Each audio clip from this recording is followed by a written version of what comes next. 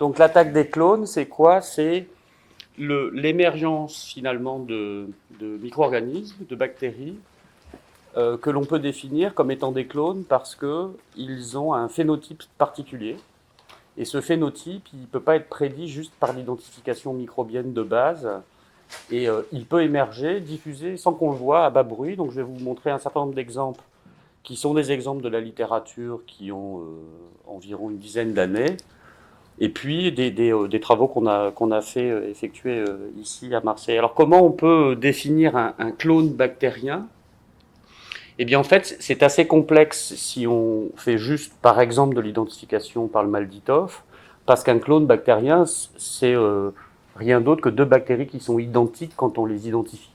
Mais pourtant elles ont éventuellement la possibilité d'exprimer un phénotype qui est différent alors que leur identification est la même. Et pourtant, elles peuvent donner des pathologies et ou exprimer de la résistance qui diffère entre deux bactéries qui sont théoriquement identiques si on n'est pas capable d'aller plus loin dans l'identification. Et donc c'est un phénotype qu'on va définir, et c'est ce qui définissait initialement par exemple la différence entre Escherichia coli et Shigella. Eh bien c'est la même bactérie si vous l'identifiez par des techniques conventionnelles phénotypiques, et pourtant elles peuvent donner des pathologies différentes parce qu'elles peuvent exprimer des gènes qui vont leur conférer un phénotype spécifique. Et du coup, ça remet d'ailleurs aussi en cause la question de la pathogénicité et la définition de Koch qu'on a bien débouté depuis un certain nombre d'années ici à l'Institut, parce que, eh bien, il y a un certain nombre de micro-organismes qui peuvent être portés par des humains de manière asymptomatique. Ils ne leur donnent pas de pathologie, mais par contre, ces clones bactériens peuvent éventuellement donner des pathologies chez d'autres individus et ne pas la donner chez des patients qui sont asymptomatiques. Alors comment on est capable d'identifier si un micro-organisme est un clone particulier? Alors il y a eu tout un tas de techniques. Alors ça, on remonte à l'époque où on était un petit peu plus jeune. On a eu beaucoup d'autres auparavant technologies pour identifier éventuellement un clone, le sérotypage, l'électrophorèse d'isoenzymes, l'électrophorèse en champ pulsé, tout un tas de techniques moléculaires qui permettaient éventuellement, par exemple sur ce genre d'image, eh bien, d'avoir des profils de bandes qui correspondent au génome d'une bactérie, et quand elles étaient identiques, on disait c'est la même bactérie, c'est le même clone. Mais ça, c'est assez grossier parce que c'est des petits morceaux, enfin des grands morceaux, pardon, et qui ne permettent pas de voir s'il y a une spécificité qui peut s'appliquer à un phénotype particulier. On a essayé pendant un certain temps, et c'est pas toujours évident, de regarder si le Malditoff, le profil spectral des protéines, lorsqu'on identifie un micro-organisme, est susceptible de dire c'est la même bactérie. Alors dans un certain nombre de cas, ça marche.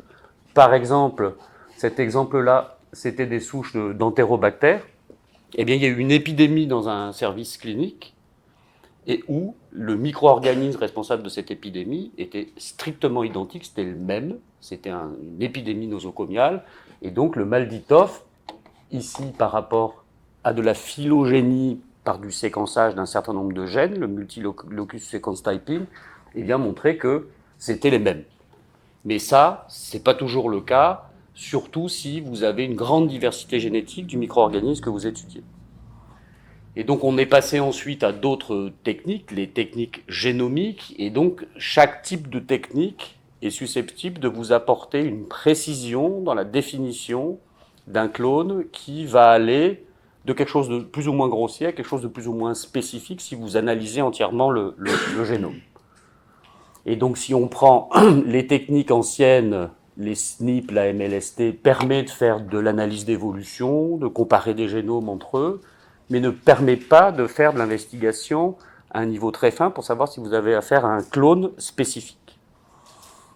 Alors qu'est-ce qui a changé et qui permet maintenant d'aller un petit peu plus loin? Donc ça, c'est des données, vous voyez, depuis environ 15 ans sur les nouvelles techniques de séquençage, les New Generation Sequencing, qui permettent eh bien, de pouvoir comparer des génomes de bactéries dans une situation phénotypique ou clinique spécifique pour savoir si le micro-organisme que vous isolez est identique chez, par exemple, deux malades qui ont une pathologie similaire.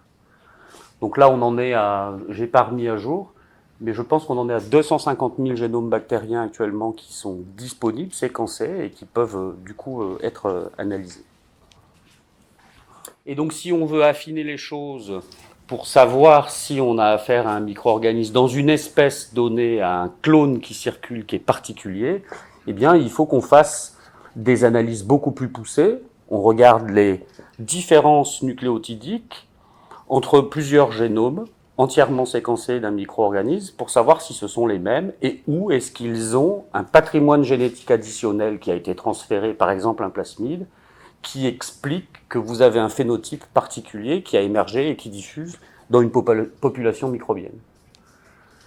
Alors, je vais vous montrer quelques exemples. On finira avec des exemples d'ici qui sont des exemples de ce qu'on appelle l'attaque des clones bactériens spécifiques qui ont été décrits, qui ont émergé dans un certain nombre de ces exemples que je vais vous expliquer.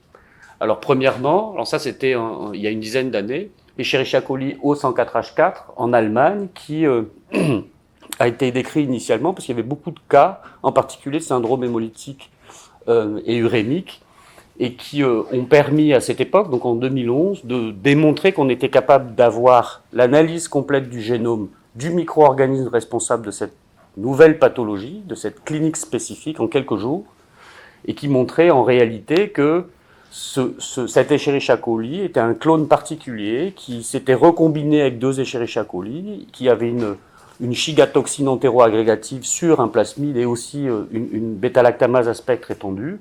Et ce germe, après l'avoir tracé en faisant de la génomique comparative, eh bien on s'est aperçu qu'il était importé d'Égypte dans des graines, là vous savez qu'on met autour des assiettes pour faire joli et où qu'on mange. Et donc c'est venu de là. En Allemagne, il y a eu des cas secondaires à Bordeaux. C'était un clone spécifique qui s'est propagé au cours de cette épidémie. Deuxième exemple, Salmonella typhi. Ça, c'est un travail qui date d'il y a 5 ans sur à peu près 2000 génomes de salmonelle qui ont été séquencés.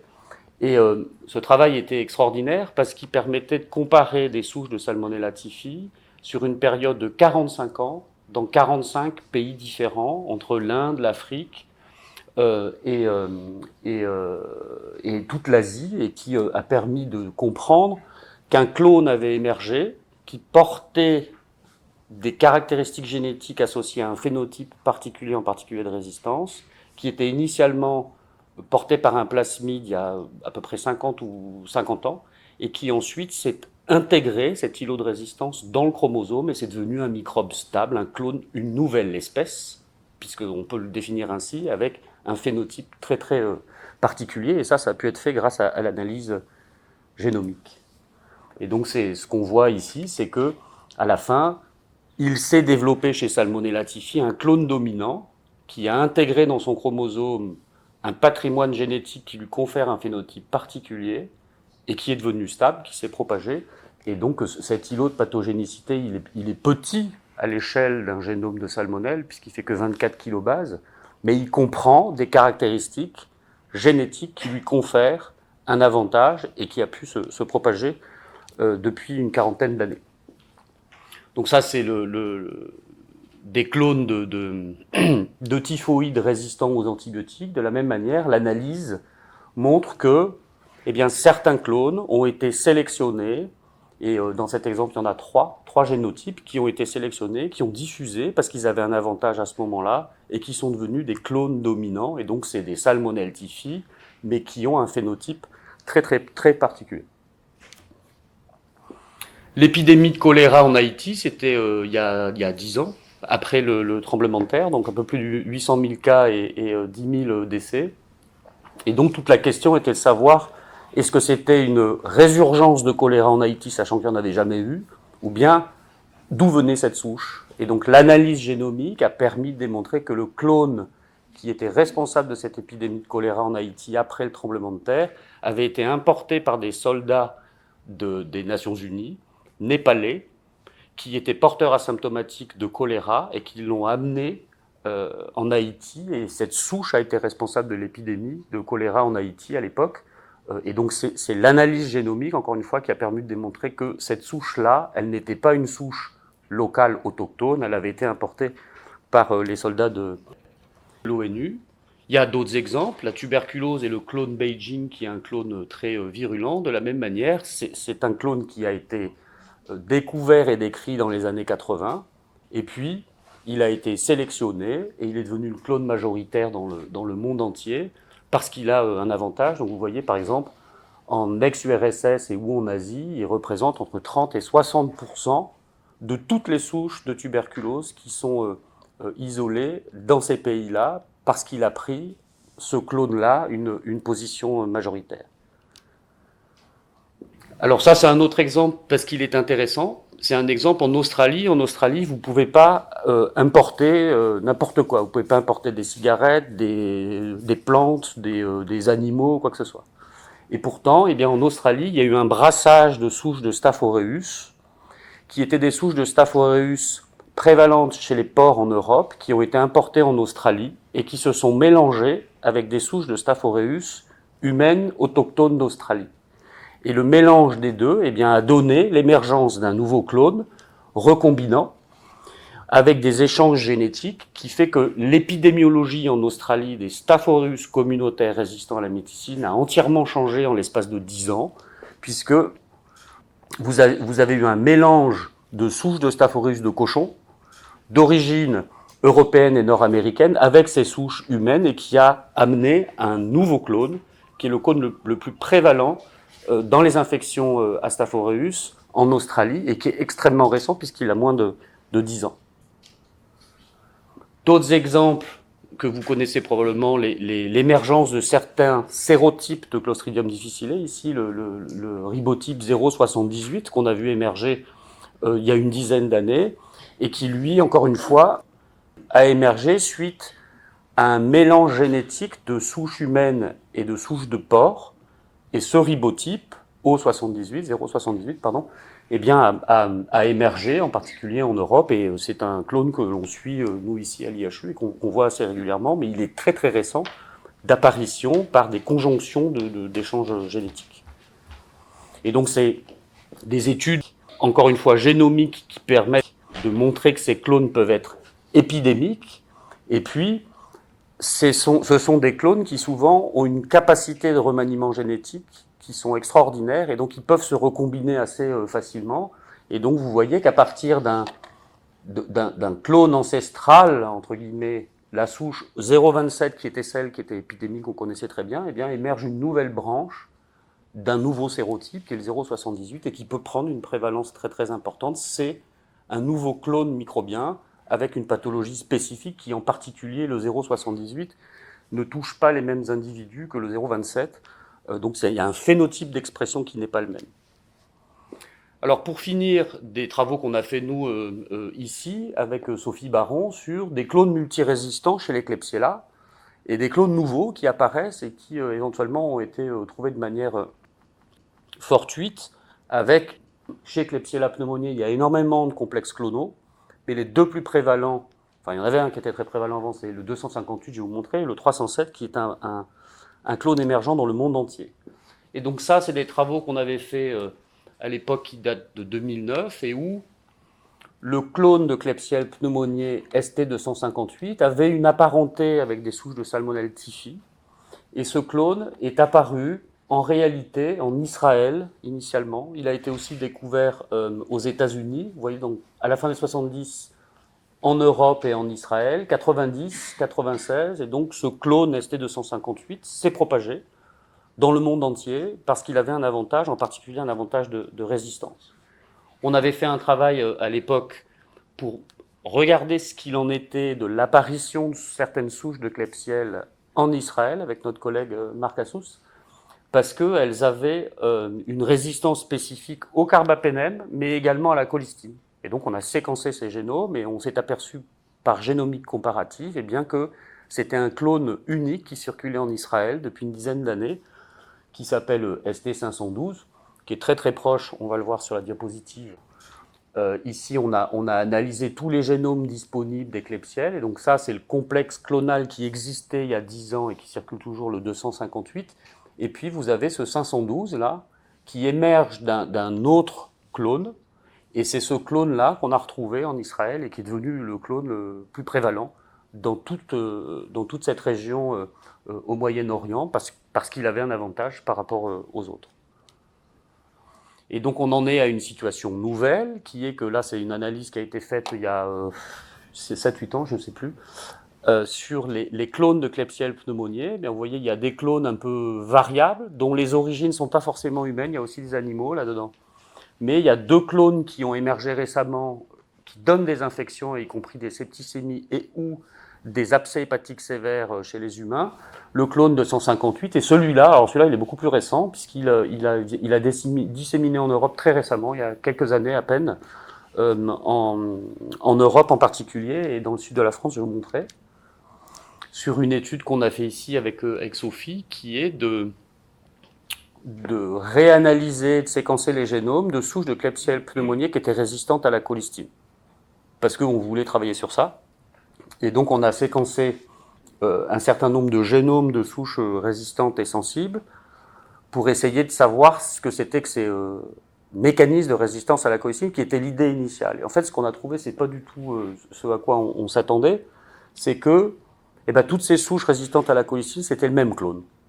Le clone qui s'appelle ST307, donc on le voit bien là sur l'analyse génomique. Quand c'est tout bleu, tout pareil, c'est que c'est la même chose. C'est-à-dire que tout le génome est identique, avec éventuellement des plasmides, des gènes de résistance. On a fait une étude cas contrôle avec des gens hospitalisés, infectés, mais qui n'avaient pas de souche résistante à la colistine, et donc il y avait une différence significative en termes de sexe, d'hospitalisation, d'utilisation d'antibiotiques, sauf la colistine. C'était pas lié à l'utilisation de la colistine. Donc c'est vraiment un clone qui a ce phénotype résistant à la colistine qui a émergé, mais qui n'a rien à voir avec l'utilisation de la colistine.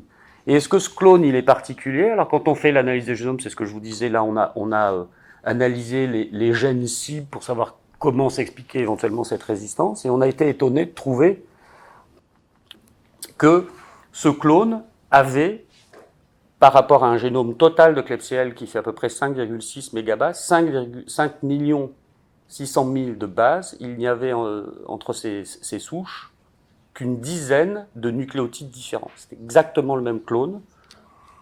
Donc ça, après, on a démontré que c'était des transmissions à l'hôpital et que c'était probablement nosocomial. Et ensuite, on a trouvé des mutations qui sont très très spécifiques de ce clone, qu'on a comparé à tous les génomes de Klebsiella disponibles à l'époque, donc 6412 génomes. Et ce clone, avec ces mutations spécifiques, ça n'est que des souches de ce clone ST307. Elles sont toutes les mêmes. On ne retrouve ces clones que dans ce clone-là. Et donc, c'est un clone qui a cette spécificité. Et comme c'est chromosomique, eh bien, on peut dire que ce clone est une nouvelle espèce qui a cette caractéristique phénotypique d'être résistant aux antibiotiques. Et donc, en conclusion, on peut dire que, alors qu'on peut avoir affaire à une même espèce microbienne identifiée en routine au laboratoire, eh bien, on peut avoir un clone qui n'exprime pas le même phénotype. Et donc, pour une espèce donnée identique, eh bien, vous pouvez avoir un phénotype d'expression, une clinique et une présentation clinique qui est très différente, et ça, on peut le résoudre actuellement, en partie en faisant du séquençage génomique, en comparant tous les génomes disponibles à haut débit, même si un certain nombre de ces caractéristiques phénotypiques peuvent être associées à de l'expression, une différence d'expression, mais en pratique, on est capable de tracer maintenant un micro-organisme au niveau de son clone pour savoir d'où il a émergé et comment il s'est propagé. Voilà. Merci.